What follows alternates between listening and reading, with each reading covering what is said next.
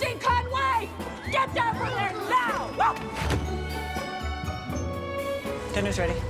What are we having? I don't think it's anything exactly.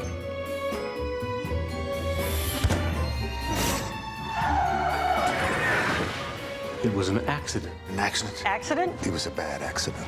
Yeah, and if my grandmother had balls, she'd be my grandfather. Why accidents happen? Why this film to bring you back to the big screen? Well, it's not like I took some sort of sabbatical or anything from film. I've always been incredibly fussy about the roles that I accept, because I'm just, for selfish reasons, I like to play characters that are really interesting or complicated, or there's something very special about it that I can find a challenge. And so they don't come along all that often. I think really we ended up shooting it here because it looks more like Connecticut than Connecticut does at this point. And we were looking in New York to get it made in Connecticut, and we had a cast and crew ready to go, and we just really couldn't raise all the financing there.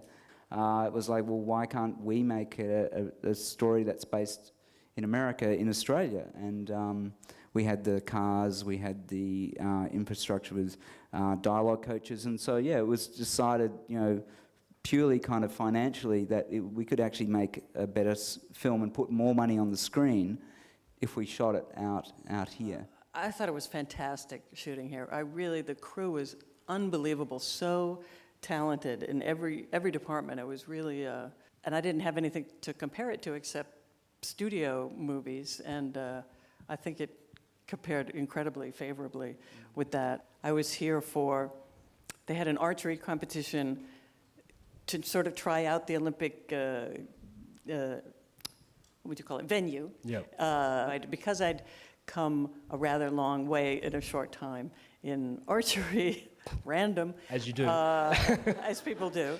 Pick it up one day, almost qualify the Olympics the next. I know, I've been there. Yeah. So they invited me to come anyway. It was just so much fun. And I got to pretend that I was actually in the Olympics and, you know, kind of feeling, it was, you know, the Jumbotron and the whole thing. It was very cool. Geena, could you tell us a bit about your institute and how that relates to the roles you played from Thelma through to Gloria?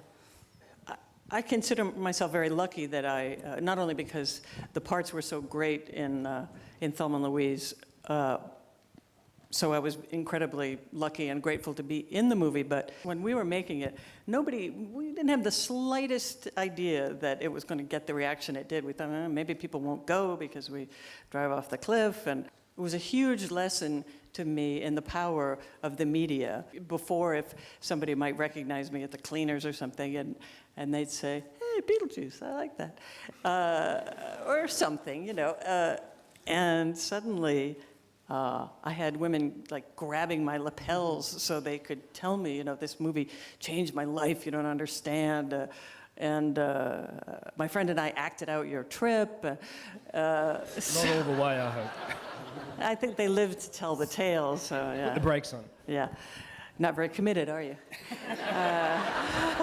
And the very next movie I did was League of Their Own, where now I had 15-year-old girls coming up and having that reaction. I play sports because of that movie, and so that really stuck with me. From then on, my choices really were affected by thinking about the women that we're going to watch. Like, how would they feel about this character coming out?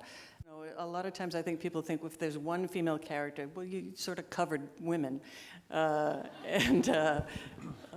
it doesn't really work that way. One of my favorite films of all time is Long Kiss Goodnight, and I just wondered, was there ever a talk of a sequel after that film? Because there could have been an avenue with your daughter growing up, and you could have taught her assassin moves. I don't know. You know, Sam and I desperately wanted there to be a sequel. We just loved it. It became a hit, rather a hit. Once it went to DVD and that kind of thing, it became a sort of cult movie. But I think the initial release wasn't big enough for the studio to justify making a sequel. But I mean, both of us were like, we want to keep doing this. It was really fun. Thelma and Louise was a total blast for me, and I'm sure for almost every other woman in the world who saw it, particularly when that asshole's truck got blown to smithereens. That was brilliant. That was so good. But I also want to thank you so much for, you were quoted in the Herald not long ago about your remarks that you made again tonight about women or females of all kinds, sizes and shapes and ages in film. But wait, my darling, till you're 73. It's bloody tough then, let me tell you. I was so hoping you were going to say, wait till you're 73, it's awesome. It's unbelievable. Every time a movie starring women is successful, people say, oh, yay, now it's going to change things. Sex and the City, everything's going to be different. And then it isn't, because everyone in Hollywood decides, well, but we can't rely on this. You know, really, the thing we know is that people will go to movies starring men, and that's why we'd never seem to get any momentum going. So I'm just trying a different angle to make some change.